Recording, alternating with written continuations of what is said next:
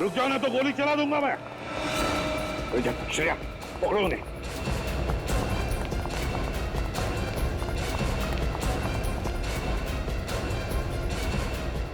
यहाँ क्या है?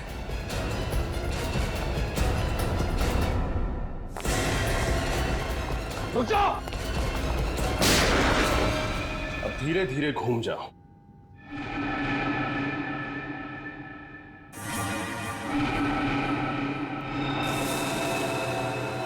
अरे ये तीनों टेबल पर ऐसे क्यों पड़े हैं? खून?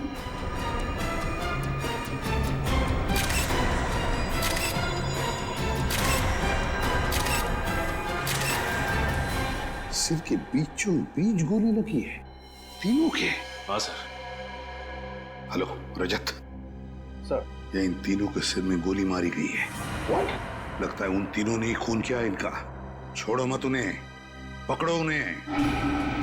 तीन तीन खून कर दिए तुम लोग। क्या सोचा था हमसे बच के निकल जाओगे? खून? लेकिन हमने किसी का खून नहीं किया है। झूठ मत बोलो। कॉन्फ्रेंस रूम में पड़ी 3 लाशें गवाह हैं तुम्हारे जुर्म की।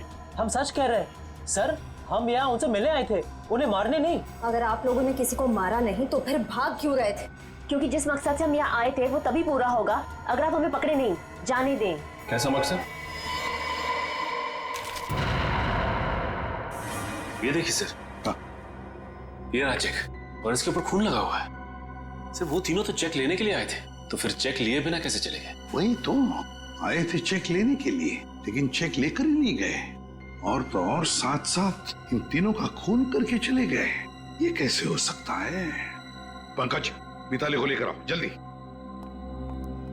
सर उन तीनों को पकड़ के रखा है। उन तीनों के नाम है मिंटू हसन, सुखी और मनप्रीत। श्रेया उन्हीं के पास है, लेकिन सर वो बार बार एक ही बात कह रहे हैं कि उन्होंने ये खून नहीं किए। मिंटू हसन, सुखी और मनप्रीत कह रहे खून नहीं किया। रजत, डॉक्टर तारिका को बुलवा लेते हैं और उससे इन तीनों की गन पाउडर टेस्ट करवाते हैं। पता चल जाएगा कितना सच बोल रहे, कितना झूठ। सारे कमरे की अच्छी तरह से तलाशी लेते हैं, कुछ ना कुछ तो जरूर मिलेगा। चेक करो।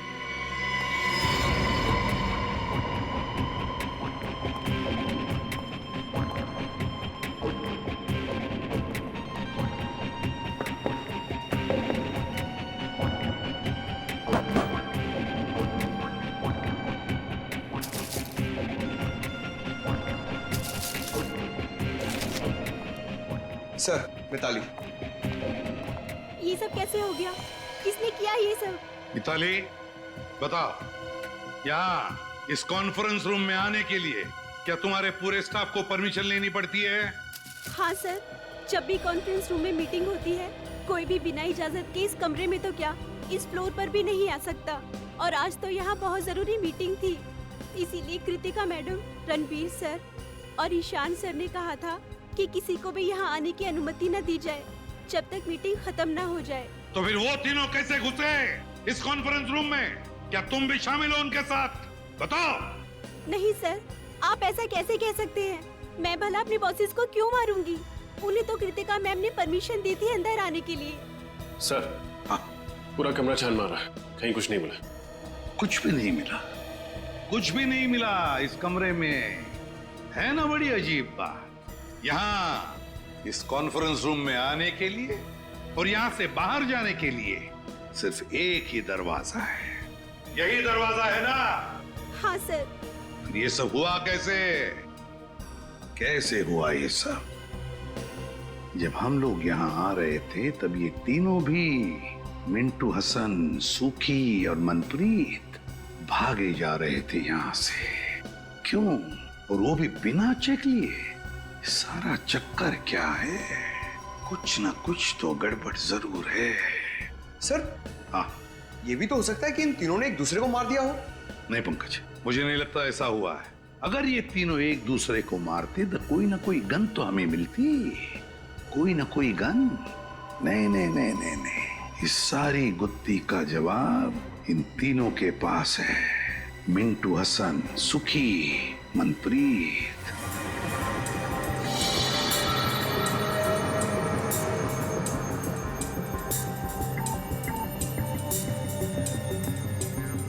ये लोग सच कह रहे हैं सर, इनमें से किसी ने भी गोली नहीं चलाई। किसी के हाथ पर गन पाउडर का निशान नहीं।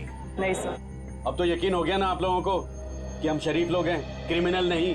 शरीफ लोग, मिंटू हसन, सुखी, मनप्रीत, शरीफ लोग इसलिए भाग रहे थे हमसे। दरअसल हमें यहाँ आर्यन और शिमोना ने भेजा था 1.5 करोड़ का चेक लेने, लेकिन इससे पहले कि हम तीनों को मिल पाते गोलियां चल गई और हम लोगों को लगा कि पतली गली से कट लेने में ही समझदारी है। पतली गली से कट लेने में ही समझदारी है। अगर तुम लोग शरीफ होते तो या तो खूनी को पकड़ने की कोशिश करते या फिर सीआईडी को बुलाते। नहीं कर सकते थे मैं साहब, क्योंकि हमारी शराफत हमें हमारी मंजिल से भटका देती। मंजिल? जरा हमें भी तो बताओ, क्या मंजिल है तुम्हारी? एक मुजरिम। मुजरिम? कौन मुजरिम? मुजरिम नहीं, कैंसर है वो, कैंसर। एक ऐसा कैंसर जो समाज की जड़ों को खोखला कर देना चाहता है, और उस कैंसर से देश को बचाने के लिए हमें भी मुजरिम बनना पड़ा। पर हम सिर्फ छोटे मोटे जुर्म करते हैं, शरीफों को नुकसान नहीं पहुंचाते। हम तो बस इतना चाहते हैं कि हमारे गुनाहों से प्रभावित होके वो हमें अपनी दुनिया में एंट्री दे दे। इसीलिए भाग रहे थे तुम हमसे? पकड़े नहीं जाना चाहते थे, क्योंकि अगर पकड़े जाते तो उनके गैंग में घुस नहीं पाते, है ना? जी हाँ, क्योंकि अपने सारे काले धंधे सफेद चादर की आड़ में करता है, और जुर्म के दुनिया के कीचड़ की एक बूंद भी उसके पाप के महल को धाराशाही कर सकती है। इसीलिए हम नहीं चाहते थे कि हम आपके साथ पकड़े जाएं। लेकिन आप लोगों ने पकड़ ही लिया। ये शिमोना और आर्यन, इनका क्या संबंध है इस बात से? वो दोनों उसी के लिए तो काम करते हैं, और हम तो उन्हें बस सीढ़ी की तरह इस्तेमाल कर रहे थे ताकि उन तक पहुंच सके। मतलब शिमोना और आर्यन ने मिलवाया तुम्हें इस रणवीर, ईशान और कृतिका? जी हाँ, कल दोपहर आर्यन और शिमोना की नकली आर्ट एग्जीबिशन में। आर्यन और शिमोना दिख रहे हैं कहीं? वो रहे, शिमोना लाल सलवार में और आर्यन ब्लैक कोट में। अपने हुनर का गलत फायदा कैसे उठाया जाता है कोई इनसे सीखे। न जाने कितने लोगों को उल्लू बनाया इन दोनों ने अपने आर्ट और एंटीक के चक्कर में। गुड, काफी अच्छी जानकारी है आपको पेंटिंग्स की। मुझे लगता है ये वाली पेंटिंग हमारे कॉन्फ्रेंस रूम के लिए काफी अच्छी रहेगी, क्यों कृतिका? वाकई इस पेंटिंग में कुछ तो कशिश है। बिल्कुल ठीक है आपने कृतिका जी। एक नायाब हीरे की कीमत एक अच्छा जौहरी परख सकता है, और आपकी आंखों में परखने की नजर कूट कूट कर भरी है। पर 3 करोड़ तो ज्यादा ही है इस पेंटिंग के लिए। अरे कैसी बातें कर रहे हैं आप? इस पेंटिंग के लिए 30 करोड़ भी कम है। और वैसे भी जो चीजें अनमोल होती है ना, उनकी कीमत नहीं लगाई जाती। क्यों आर्यन? क्या डायलॉग मारा है। जो चीज अनमोल होती है ना, उसकी कोई कीमत नहीं बताई जाती।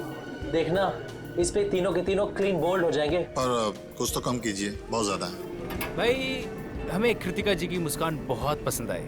जी शुक्रिया। आप एक काम कीजिए, 3 की जगह 2.5 करोड़ दे दीजिएगा। ठीक? ठीक है, डन करते हैं। तो फिर ठीक है, कल हम सारी पेंटिंग्स आपके ऑफिस में भिजवा देते हैं और आपसे चेक भी ले लेंगे। ठीक है। तो फिर बोलिए, कल कितने बजे तक कॉन्फ्रेंस रूम में आएंगे आप पेंटिंग्स देखने के लिए? 11 बजे सही रहेगा। 11 बजे मिलते हैं। डन। डन। Thank you.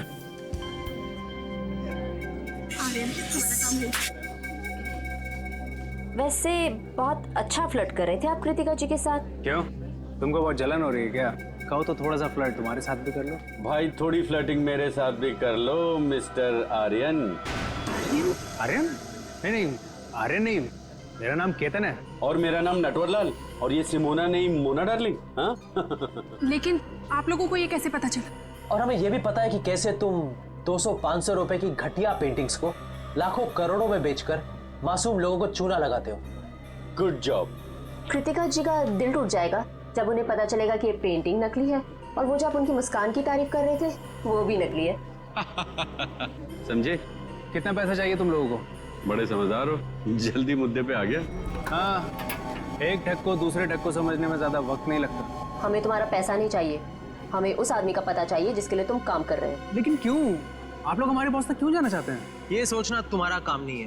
अगर तुम चाहते हो कि तुम्हारी 420 की गाड़ी सही सलामत चलती रहे, तो जैसे कह रहे हैं वैसा ही करो। ठीक है, लेकिन आप लोगों को हमें ये गारंटी देनी पड़ेगी कि हम दोनों का धंधा चौपट नहीं होगा। दे सकते हैं? नहीं होगा। बस अब बताओ कैसे पहुंचेंगे उस तक? बहुत सरल है, बस आप लोगों को उन्हें यकीन दिलाना पड़ेगा कि आप लोग हमारे लिए काम करते हैं। पर वो कैसे होगा? सिंपल है, कल इस पेंटिंग के 2.5 करोड़ का चेक हम लोग नहीं, आप लोग लेने जाएंगे। शिमोना का इन तीनों से पूछना कि तुम लोग कॉन्फ्रेंस रूम में कितने बजे तक रहने वाले हो, ये बात कुछ हजम नहीं हो रही है। सर हो सकता है इन तीनों का खून आर्यन और शिमोना ने किया हो। उन्हें ऐसा लगा हो कि हमारा भी काम हो गया और ये तीनों भी फंस गए। पंकज, जो तीनों भी आर्यन और शिमोना के कस्टमर्स थे तो वो उन्हें क्यों मारेंगे? नहीं नहीं नहीं नहीं, कुछ और ही चक्कर है। अच्छा एक बात बताओ, तुम लोगों को कुछ याद आता है? कोई ऐसी खास बात जो हमें बताना भूल गए हो तुम? एसीपी सर, एक फोन तो आया था आर्यन को? नहीं नहीं नहीं, रणवीर को। और वो बहुत गुस्से में बात कर रहा था फोन पे। नहीं, क्या बात कर रहा था वो? Excuse me. हेलो, क्या ऐसे कैसे खराब हो गया? उसे जल्दी से ठीक करवाओ। कल सुबह 11 बजे मेरी एक बहुत जरूरी मीटिंग है, उसे पहले ये काम हो जाना चाहिए, समझे?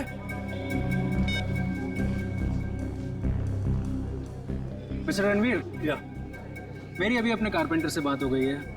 आज रात को ही जाकर वो ये आपके कॉन्फ्रेंस हॉल में खूबसूरत पेंटिंग लगा देगा। ओह नाइस, ये तो बहुत अच्छी बात है। इसका मतलब कल सुबह जब हम ऑफिस पहुंचेंगे तो ये पेंटिंग दीवार पर लगी होगी। बिल्कुल। गुड। और हमारी जगह चेक लेने के लिए ये तीनों आएंगे। ओह, कौन है ये तीनों? ये तीनों भी हमारे साथ ही काम करते हैं। और जैसे ही हम यहाँ पहुंचे गोलियां चलने लगी। उसके बाद क्या हुआ आपको तो पता ही है। कुछ ना कुछ तो गड़बड़ जरूर है, कुछ ना कुछ तो गड़बड़ जरूर है। वरना इस आर्यन ने रात को फोन करके तुरंत पेंटिंग्स क्यों लगवा ली कॉन्फ्रेंस रूम में? कुछ ना कुछ तो गड़बड़ जरूर है। क्या तुम लोगों ने इन दोनों को देखा था बिल्डिंग में? नहीं, वो दोनों तो यहाँ कहीं नजर नहीं आए। कहीं भी दिखाई नहीं दिए। तो फिर ये खून किया किसने? ये खून किया किसने? किसने किया ये खून? आसान के पता चला गोलियां कैसे चली? हाँ पता तो चला है कुछ, शायद मदद मिल जाए। तो बता दे। उसे कृतिका, ईशान और रणवीर ऐसे ही बैठे थे ना कॉन्फ्रेंस रूम में? बिल्कुल ऐसे ही बैठे थे और तीनों के सिर के बीचों बीच गोली लगी है। और वो गोली एक ही कैलिबर की है बॉस, जो तीनों को लगी है। और तीनों को गोली 55 से 60 डिग्री के एंगल से चली है, ऐसे।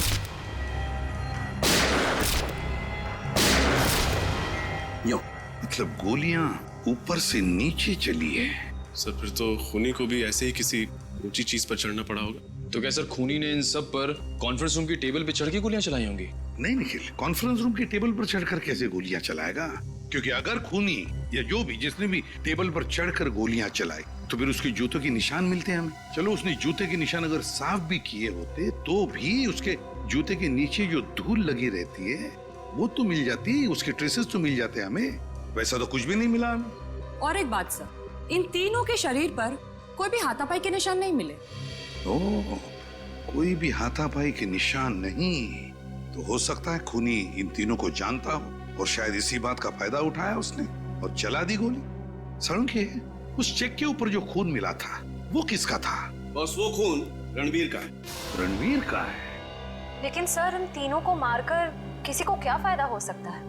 इन तीनों को मारकर किसी का क्या फायदा हो सकता है ये तो हम पता लगा ही लेंगे श्रेया। लेकिन पहले उस कॉन्फ्रेंस रूम में फिर से जाना होगा, फिर से देखना होगा कि गोली चली कैसे। ऊपर से कुछ ना कुछ तो है उस कॉन्फ्रेंस रूम में जो हमारी नजरों से छूटा है। इस कॉन्फ्रेंस रूम में जाकर फिर से अच्छी तरह से देखते हैं, अच्छी तरह से। तो तुम हो विशाल, इस कंपनी के चौथे और सबसे बड़े हिस्सेदार।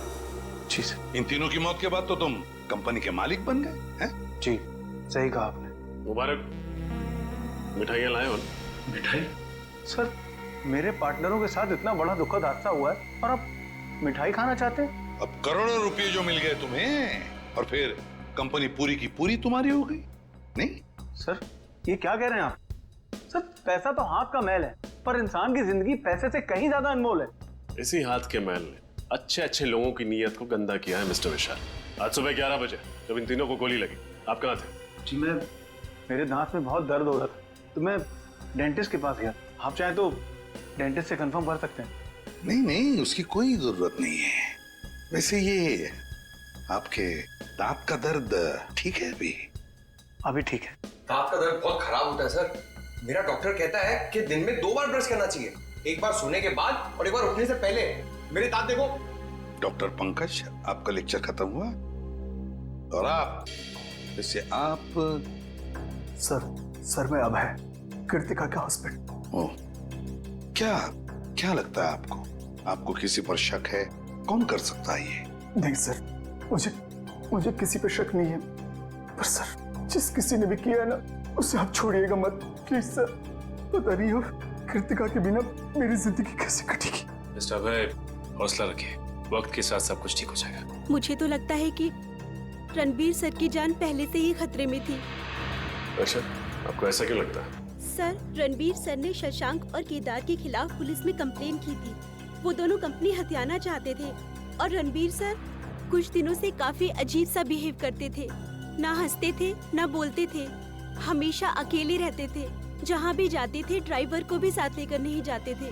जहाँ भी जाते थे अकेले जाते थे, अपने ड्राइवर को भी साथ में नहीं लेके जाता था। सर, सालुंके सर कह रहे थे ना कि गोली 55 से 60 डिग्री के एंगल में चली। गोली कहीं ऊंचाई से चलाई गई। लेकिन सर, इस सारी जगह को देख के तो नहीं लगता कि गोली ऊंचाई से चली। सर, मेरी समझ में एक बात नहीं आ रही है। अगर कोई किसी को गोली मारेगा तो खड़े खड़े सामने ऐसे मारेगा, टेबल पे चढ़ के गोली क्यों मारेगा सर? सर, कहीं ऐसा तो नहीं कि गोलियां किसी चीज के अंदर से चली थी? हो सकता है, बिल्कुल हो सकता है श्रेया, बिल्कुल हो सकता है। इस कॉन्फ्रेंस रूम का कोना कोना छान मारो, एक एक इंच देखो, कोई भी चीज हमारी नजरों से छूटनी नहीं चाहिए, कोई भी चीज।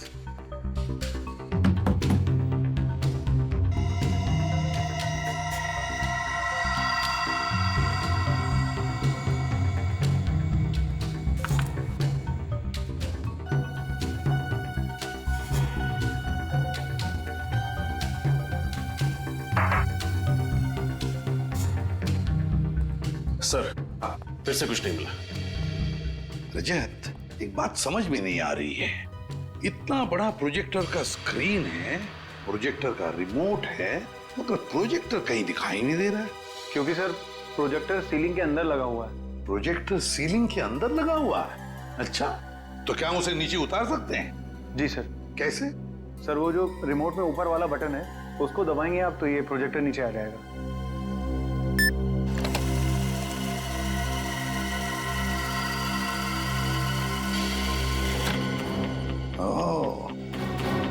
तो ये बात है, प्रोजेक्टर ऊपर सीलिंग के अंदर। विशाल जी, एक बात बताइए, ये रणवीर, ईशान और कृतिका, ये तीनों भी क्या मीटिंग के वक्त इन्हीं कुर्सियों पर बैठते थे या कहीं पर भी? जी हाँ सर, जब भी हम मीटिंग लेते थे कॉन्फ्रेंस हॉल में, ये तीनों इन्हीं जगहों पर ही बैठते थे। इन्हीं 3 कुर्सियों पर बैठते थे। रजत, उतारो इस प्रोजेक्टर को नीचे, खोलो।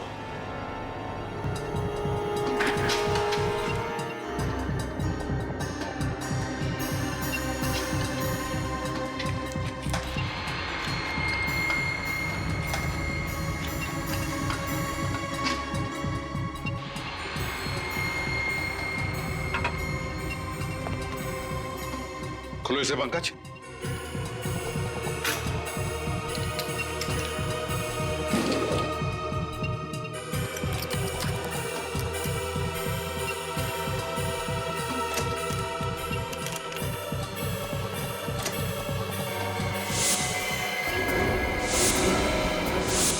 वाह रे वाह, इसमें तो गन फिट की गई है।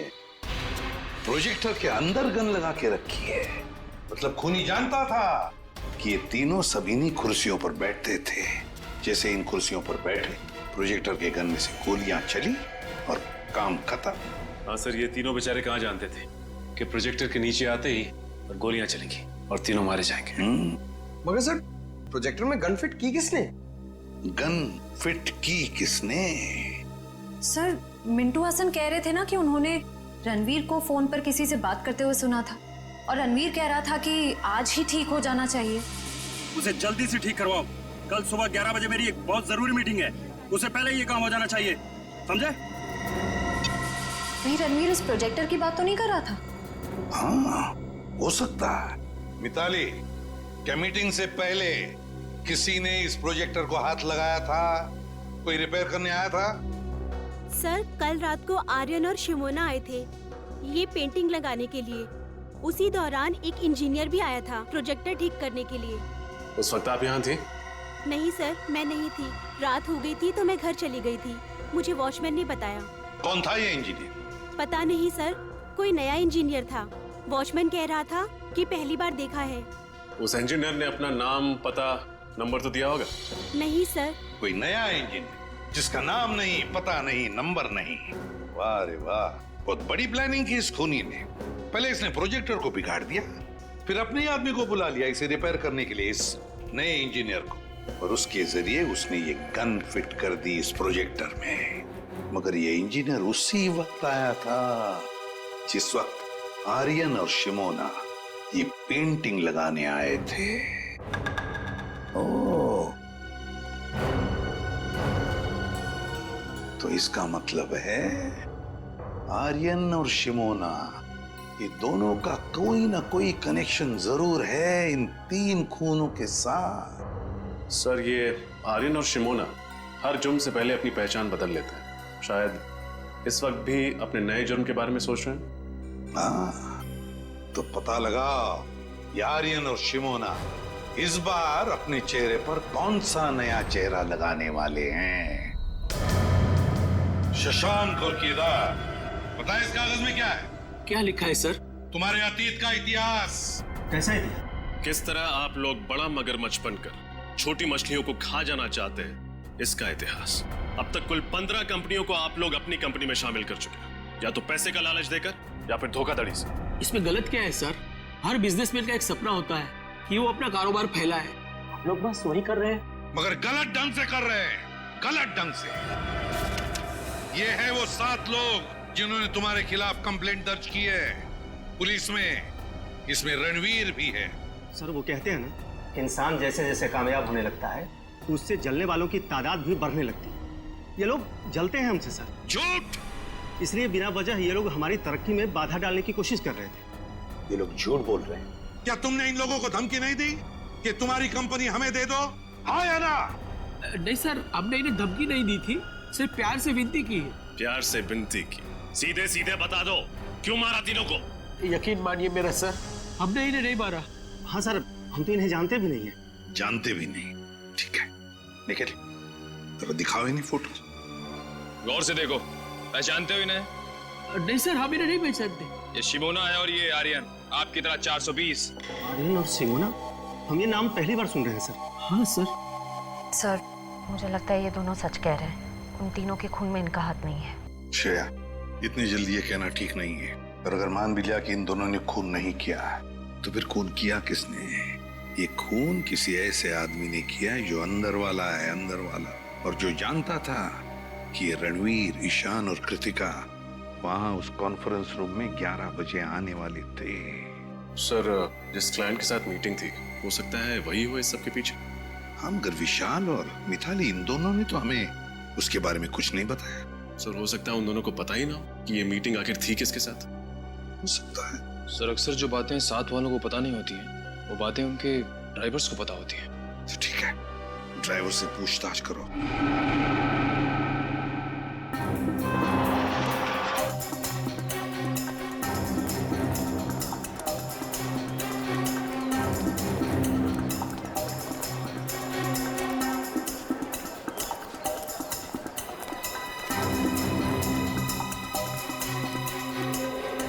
एक्सक्यूज मी, मैं सीआईडी से इंस्पेक्टर सचिन हूँ।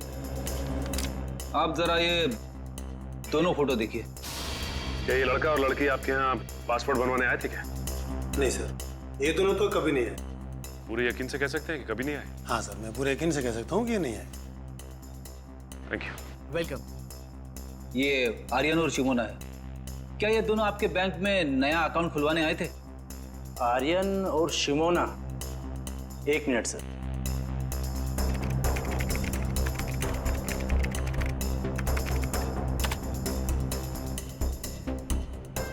नहीं सर, इन्होंने हमारे यहाँ कोई अकाउंट नहीं खुलवाया है। कोई बात नहीं, ये मेरा कार्ड है। अगर ये दोनों आपके बैंक में आए तो मुझे फौरन इन्फॉर्म कर दीजिए। Okay sir. Okay, thanks.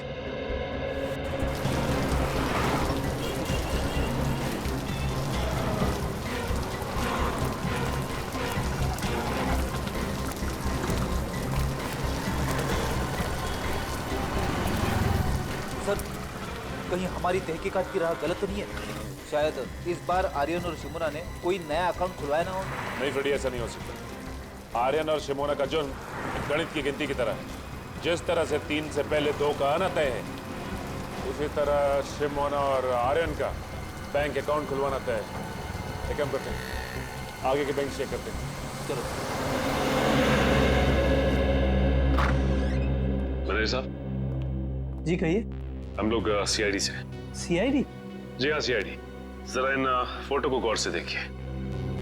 ये आर्यन और शिमोना, क्या ये आपके बैंक में अकाउंट खुलवाने आए थे? ये दोनों? हाँ, ये दोनों हमारे अकाउंट खुलवाने आए थे, लेकिन आपको कोई गलतफहमी हो रही है। इनका नाम आर्यन और शिमोना नहीं, रवि और सपना है। क्या? रवि और सपना? जी हाँ। ये दोनों 420 इतने धड़ल्ले से अपने नाम बदल रहे जैसे हर शुक्रवार को सिनेमा हॉल में फिल्म बदलती रहती है। अच्छा, ये उनकी डिटेल्स देख सकते हैं? जी, एक मिनट। हाँ वीरेन, उस फाइल में से रवि और सपना की डिटेल्स लेकर आना। हाँ।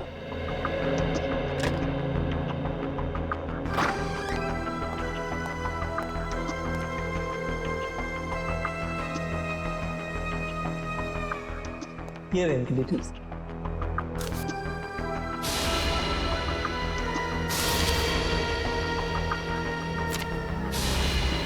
सारे जरूरी कागजात और डॉक्यूमेंट्स वगैरह दिख रहे हैं।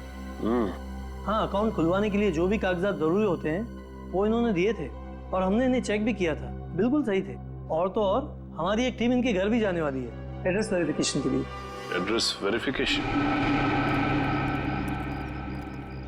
एड्रेस तो यही बताया था ना उन लोगों ने। Yes sir.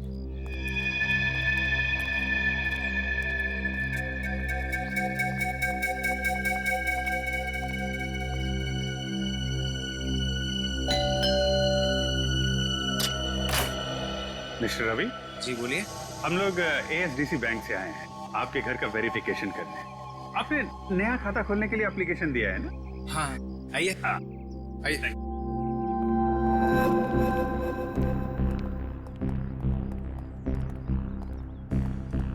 बहुत बढ़िया घर बनाया आपने सर।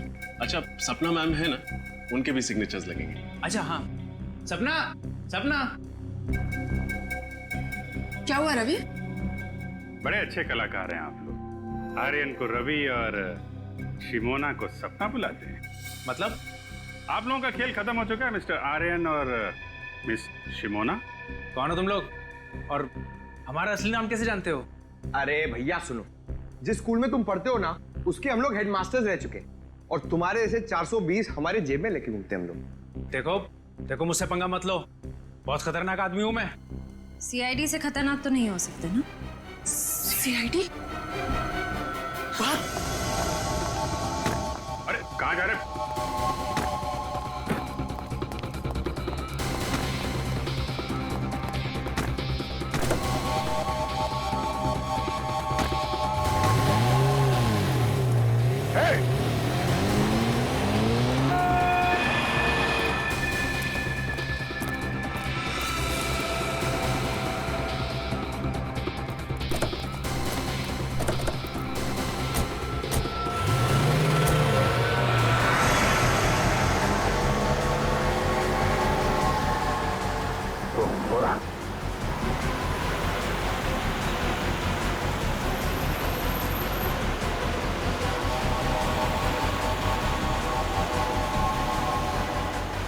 थोड़ा और तेज है सर।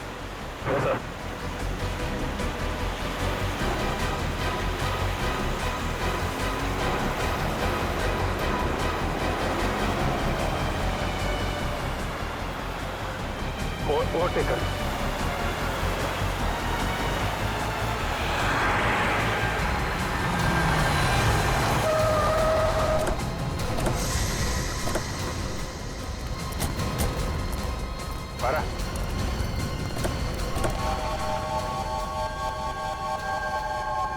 कहाँ भाग रहा है? क्यों किया ये सब? हाँ, ये सच है कि पेंटिंग के बहाने ही हम लोगों ने प्रोजेक्टर में गन फिट करी थी। 2.5 करोड़ रुपए तो तुम लोगों को वैसे ही मिलने वाले थे, फिर 3 खून करने की क्या जरूरत थी? क्योंकि अगर हम उनका खून नहीं करते तो वो हमारा खून कर देते। वो कौन?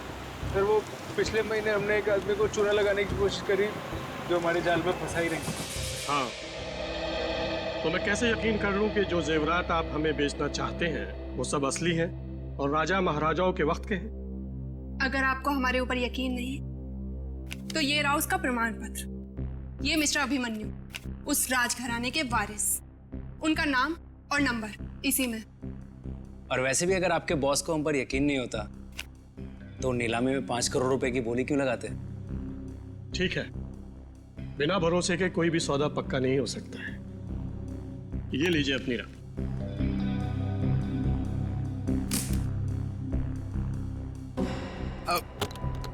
Thank you. शुक्रिया। Thank you. हेलो, क्या? अरे पकड़ो इन्हें! अरे सब नकली है! अरे जेवरात नकली है, पकड़ो!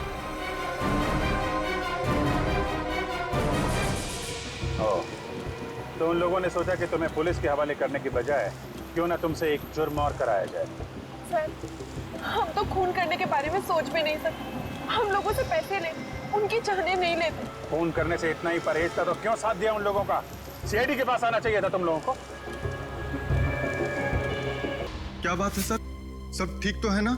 ठीक तो कुछ भी नहीं है। इन तीनों को जानते हो? नहीं तो सर। नहीं पहचानते? मैं नहीं पहचानता सर। बुला अपने मैनेजर को। अरे वो रहे मैनेजर साहब, जल्दी आइए, सीआईडी वाले आए हैं। क्या हुआ सर? इन फोटोज को जरा ध्यान से देखिए। ये रणवीर, ये आर्यन और ये शिमोन। जरा डिटेल चेक करके बताइए, क्या ये आपके होटल में आए थे? ठीक है सर। नहीं सर, ये नाम के लोग तो हमारे होटल में कभी नहीं आए। शायद नाम बदल कर रह रहे हो। सर, नाम बदल के आए होंगे तो पता नहीं, लेकिन पहले इन्हें इस होटल में आते हुए कभी नहीं देखा सर, जहाँ तक मेरा ख्याल है। जहाँ तक आपका ख्याल है? हेलो, हाँ जरा अंदर आना तो।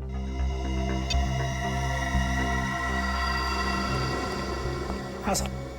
अच्छा ये बताओ कि रणवीर साहब यहाँ इस होटल में अक्सर आते थे? हाँ साहब, हफ्ते में 2-3 बार आ ही जाते थे किसी से मिलने। सुन लिया मैनेजर साहब आपने? कमाल की याददाश्त है आपकी। जो ग्राहक अक्सर आपके होटल में आते हैं आप उन्हें भी भूल जाते हैं? जी वो... क्या हुआ, आपकी जुबान क्यों लड़खड़ाने लगी? सर जबान नहीं सर। क्या छिपा रहे हैं आप हमसे? सर कुछ भी नहीं छुपा रहा हूँ मैं। हेलो, हाँ सर। क्या? ओह तो ये बात है। हाँ सर, मैं होटल रेट्स में ही हूँ। मैं खाली होकर आपको फोन करता हूँ। Okay okay. क्या हुआ? शिमोना और आर्यन ने अपना गुनाह कबूल कर लिया है। 10 दिन पहले इसी होटल में एक ज्वेलरी एग्जीबिशन हुआ था, जिसमें फिर से उन लोगों ने एक बार किसी को बेवकूफ बनाने की कोशिश की, लेकिन नाकामयाब रहे। अब क्या कहना है आपका मैनेजर साहब? हाँ, हम लोगों को माफ कर दो सर। किसी ने हम लोगों को पैसे दिए थे ताकि आप लोगों के सामने मुंह ना खोले। अब मुंह खोलने का समय आ गया है। अब ये बताओ कि ये पैसे तुम्हें किसने दिए थे, और रणवीर इस होटल में किससे मिलने आता था? सर वो...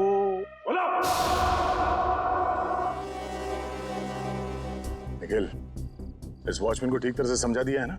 हाँ सर, समझा दिया, लेकिन थोड़ा डरा हुआ है। सर ये जो कोई भी है जो आर्यन और शिमोना को फंसा रहा है, बहुत चालाक है। वो खुद तो कभी सामने नहीं आया, उसने अपना सारा काम अपने स्टाफ के जरिए करवाया। आशा, पर अब इस चेहरे का मुखौटा ज्यादा देर तक नहीं रहेगा। बहुत जल्द हम इसके जुर्म के खेल का पर्दाफाश कर देंगे। सर, नाम लिया और मुजरिम हाजिर।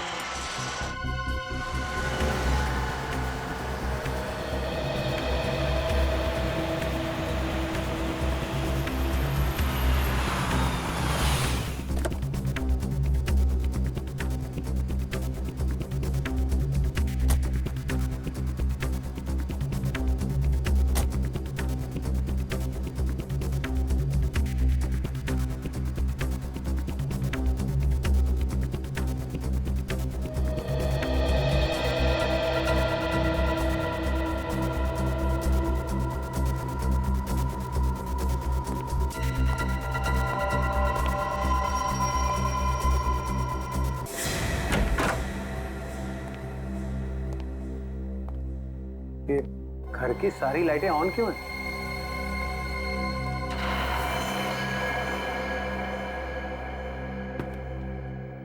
कौन है? कौन है वहां पर? नीचे आओ। अरे क्या हाल है विशाल भाई, कैसे हो? दांत का दर्द कैसा है? मैंने कहा था ना आपको 2 बार ब्रश करना, सोने के बाद उठने से पहले। तुम यहाँ क्या कर रहे हो? क्या आप मुझे यहाँ देख के खुश नहीं है? तो जरा पलट के इस तरफ देखो, शायद हमें देख के कुछ खुशी मिल जाए आपको।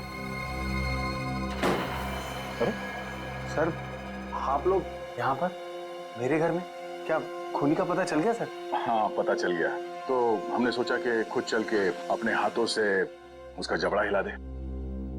जबड़ा हिला दे?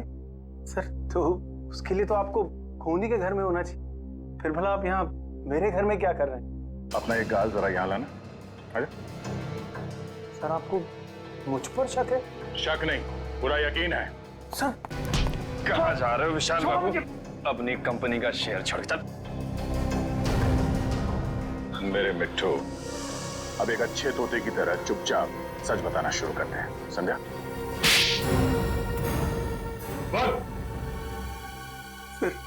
सर, ये सच है कि मैंने रणवीर, ईशान और कृतिका के खून में साथ दिया था, पर सर मैंने उनके खून की साजिश नहीं रची थी सर। तुमने नहीं रची? नहीं सर। तो फिर किसने रची? मुझे नहीं मालूम सर वो कौन है। मैं उससे कभी मिला भी नहीं सर। सर, वो हमेशा अपने वकील को भेजता था मुझसे बात करने के लिए। सर, लगता है हमें गुमराह करने के लिए कहानियां बना रहा है। उन तीनों की मौत के बाद सारी दौलत तो इसकी हो गई। उसके पास सबसे ठोस वजह थी उनको मारने की। नहीं मैम, सर वो चाहता था कि मैं इस कंपनी को दिवालिया घोषित कर दूं और उसके बाद इस कंपनी को एक नकली फर्म में बेच दूं, ताकि वो बाद में उस नकली फर्म से कंपनी को वापस खरीद ले। बहुत लंबी प्लानिंग की थी खूनी ने। अब तुम एक काम करो, उस वकील को फोन लगाओ और उससे वो कहना जो अब हम तुम्हें बताएंगे। हैं? आखिर कौन सी ऐसी जरूरी बात थी जो तुम इस अनजान जगह पे कर रहे हो? अगर तुम चाहते तो ये बात ऑफिस में भी हो सकती थी। सुरेश जी, बात बहुत जरूरी थी, इसलिए मुझे आपको यहाँ बुलाना पड़ा। कौन सी जरूरी बात थी? सुरेश जी, रणवीर ने ये कंपनी हमें बेचने से पहले किसी और को बेच दी है। अब इस कंपनी को बेचने का हक हमारे पास नहीं है। एक मिनट, क्या कहा आपने? इस कंपनी को बेचने का हक आपके पास नहीं? हाँ, मैं सच कह रहा हूँ। रणवीर ने बाकी सारे पार्टनरों के साथ गद्दारी की और इस बात की भनक तक नहीं लगने दी किसी को। अच्छा ये बताओ, इस कंपनी के नए मालिक का नाम क्या है? हम हैं। वकील साहब को हमारा प्यार भरा नमस्कार। अपना प्यार भरा नमस्कार रखो अपनी जेब में, और अगर अपनी भलाई चाहते हो तो चुपचाप ये कंपनी उसको दे दो जिसका इस कंपनी पे पूरा पूरा हक। सुखी जी, हम तो इतने प्यार से बात कर रहे हैं इनसे और ये हमें धमकी दे रहे हैं। वो क्या ना मनप्रीत, ये लातों के भूत है, बातों से नहीं मानेंगे। ठीक कहा, बिल्कुल ठीक। इसीलिए आज मैं तुम दोनों को ऊपर भेजने का इंतजाम करके रहा हूं। किसी को पता भी नहीं चलेगा कि ये कंपनी कभी किसी और के नाम पे हुई थी। सर, मैं अभय, कृतिका का हस्बैंड। ऐसे कैसे भूल दोगे? क्या समझ रखा है हमें? घर नीचे रखो, पहले सीआईडी को तो आने दो। सीआईडी आए? पहले मैं तुम्हें मार देता हूं। चुप! कहानी तो अब तुम्हारी खत्म होगी, फांसी के फंदे पर।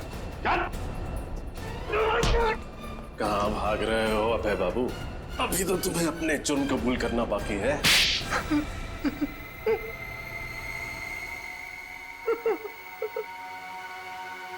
तीन खून करके पेट नहीं भरा तो और 2 खून करने चले थे। हाँ? और खून करूंगा मैं, और करूंगा। जो भी मेरे और मेरी कंपनी के बीच में आएगा वो सबको मरना पड़ेगा। गद्दारी की थी मेरी पत्नी कृतिका ने मेरे साथ। कैसी गद्दारी? मैंने कृतिका, ईशान और रणवीर को पार्टनर बनाया था अपनी कंपनी में, ताकि वो तीनों मेरी मदद कर सके बिजनेस में। पर उन तीनों ने मिलकर मेरा ही पत्ता काट दिया मेरी कंपनी से। और ये विशाल, जिसे मैंने लाया था, इसका हिस्सा मुझसे भी ज्यादा है मेरी कंपनी में। और इसलिए तुमने विशाल को अपने साथ मिला लिया और प्लान बनाया रणवीर, ईशान और कृतिका को मारने का, है ना? क्यों विशाल? फिर तुमने आर्यन और शिमोना की मदद ली और कॉन्फ्रेंस रूम के प्रोजेक्टर में वो मैकेनिज्म फिट कर दिया और ये बेचारे तीनों के तीनों मारे गए। तुम्हें पता था कि तीनों मरने के बाद इनका सारा हिस्सा विशाल को मिलेगा और विशाल कंपनी का मालिक बनेगा, और फिर किसी भी तरह से तुम विशाल से कंपनी हथिया लोगे। क्यों, है ना? हाँ, और क्या करता मैं? अपनी खोई हुई कंपनी पाने के लिए यही एक रास्ता था मेरे पास। पर अफसोस अभय जी, तुम्हारा ये रास्ता फांसी के फंदे पर जाके खत्म होता है। फांसी के फंदे पर। और विशाल तुम भी नहीं बच सकते, क्योंकि मुजरिम का साथ देने वाला भी उतना ही बड़ा मुजरिम होता है। ले जाओ इन। चलो सर मुझे माफ कर दीजिए सर, सर मुझे माफ कर दीजिए सर, चलो सर मेरा कुछ नहीं है सर, मुझे माफ कर दीजिए। केस तो सॉल्व हो गया। हाँ रजत, ये केस तो सॉल्व हो गया, मगर वो तीनों कहाँ हैं? मिंटू, हसन, सुखी, मनप्रीत, उन तीनों ने भी बहुत मदद की हमारे इस केस में।